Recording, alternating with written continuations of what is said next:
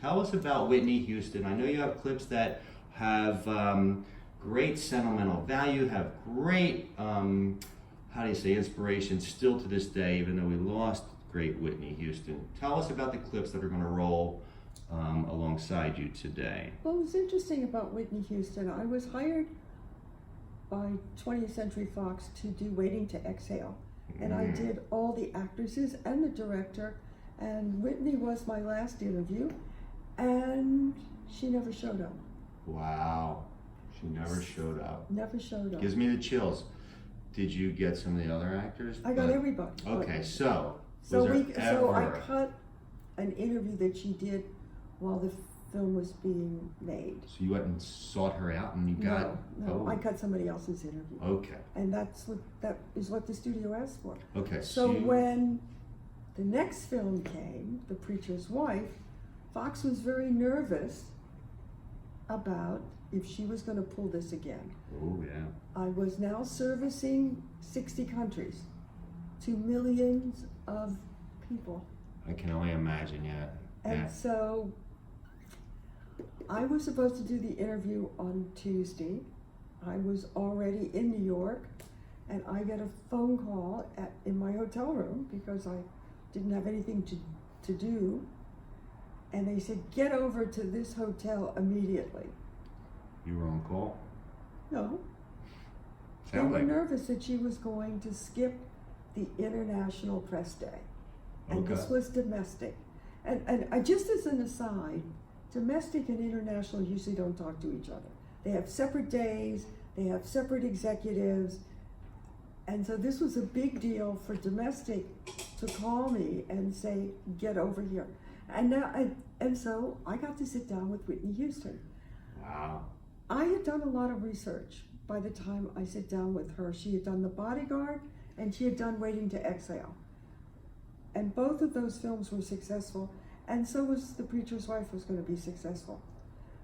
So I wanted to know about Whitney, and I used that in The Preacher's Wife, she sings in church. And singing in church was how Whitney and the world got to hear her voice. She started out in the choir of her father's church, and her mother is, of course, a great gospel singer. Well, that broke the ice. I mean, she loved being able to talk about the memories it brought. The film brought back memories of when she was young and singing in the choir and then singing all by herself.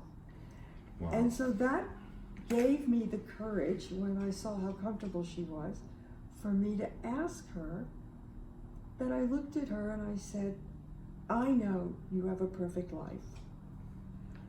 I would like to be you, I think, because it looks so good on the outside. And then she kind of told me what really goes on, that fame and fortune is not what you think it is. That's I can't interesting. tell you the rest of it. You're going to Wow. have to see the interview in its entirety. But let me tell you what happened to part of that interview.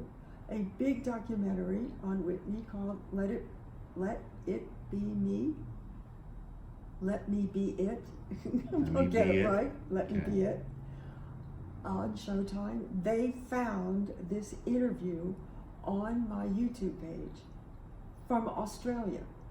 From Australia. Yes. Now, so And as you put the stuff out in wherever you may have been in America or anywhere in the world, someone takes it, chops it up, uses it. No, she called me and said, do you have more? Okay, well they used it and they wanted more. So sometimes No. They didn't use it yet. She Oh. said, do you have more? Wow. And we gave her the whole interview. And then they chose 3 minutes and 40 seconds to buy. Okay.